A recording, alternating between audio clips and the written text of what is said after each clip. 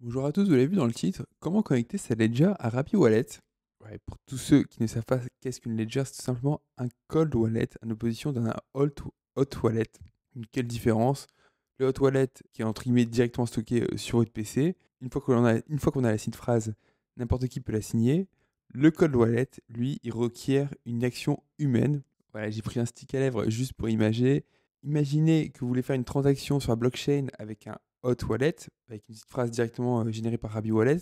Voilà, vous faites votre transaction, ça demande de signer, vous ouvrez l'application, vous signez, ensuite vous confirmez, et l'action a été effectuée. Là où le cold wallet, en fait, simplement, il requiert une action humaine, donc ce sera à un humain tout simplement de valider manuellement. Alors pourquoi faire ça? Tout simplement pour la sécurité, tout simplement parce que c'est plus sûr. Donc un cold wallet, c'est quelque chose d'important à titre personnel, je les utilise. Donc voilà, j'ai repris mon textbook sur Rabi Wallet, j'ai juste ajouté deux actions, connecter une ledger, voir si ça fonctionne ou pas. Voilà, ils m'ont demandé aussi par commentaire, est-ce qu'on pouvait voter avec des règles? C'est vrai que je ne l'avais pas testé, c'est une bonne question. Donc, dans cette vidéo, je vais faire les deux tests. Allez, on commence tout de suite par la ledger. Voilà, et pour ceux qui n'ont pas de ledger, vous pouvez par exemple cliquer sur le lien en bas de cette vidéo. Et comme vous voyez, vous serez redirigé vers le site officiel de Ledger.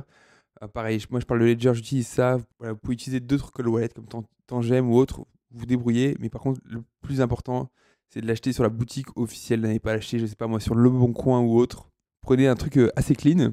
Et une fois que vous êtes sur ledger.com, tout simplement, vous avez jusqu'à 20 USD qui vous sont offerts. Vous avez plusieurs modèles.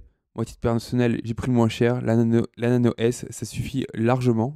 Voilà, pour 79 euros, vous aurez tout simplement la possibilité de sécuriser par exemple vos Real Tokens ou même vos Ethers, vos Bitcoins ou autres. Ah oui, et j'ai oublié de dire, moi je vais utiliser une Ledger qui est déjà configurée. Voilà, et si vous ne savez pas la configurer, je pense que vous pouvez trouver des tutos YouTube ou autres, ou tout simplement, je vous mets le guidebook de la communauté Realty qui vous montre tout simplement comment configurer une Ledger. C'est ce que j'ai utilisé à titre personnel il y a un an ou deux, et ça m'a largement suffi. Donc on va commencer. Voilà, vous allez en haut à droite sur votre navigateur et vous cliquez sur Rabi Wallet. Voilà, maintenant l'application s'ouvre. Vous avez juste à cliquer tout simplement sur n'importe quel site phrase en haut à droite et vous allez tout en bas sur ajouter une nouvelle adresse.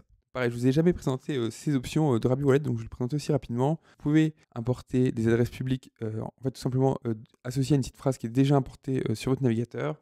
Vous pouvez en créer une nouvelle, importer une nouvelle site phrase, on se rapproche, importer une clé privée, non, importer depuis MetaMask non plus, et voilà, et vous cliquez sur connecter Hard Wallet. Vous voyez qu'en plus, il y a le petit logo Ledger qui apparaît.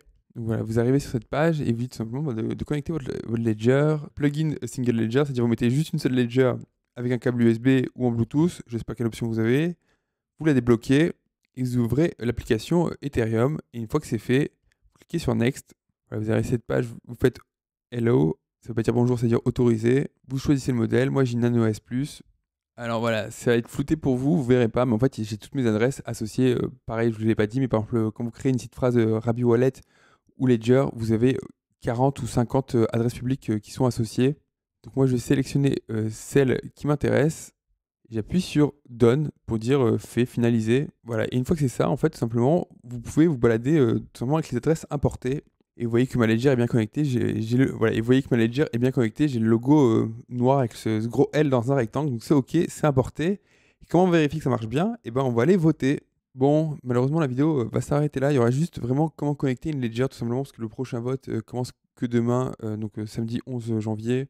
J'enregistre cette vidéo le 10, donc malheureusement, je pense que je vous ferai juste un short. Ça sert à rien de faire une vidéo de 10 minutes pour ça ou autre. Voilà, j'espère que ce tuto, cette présentation, plutôt cette démonstration va vous aider, parce que comme vous avez vu, ça a été très simple.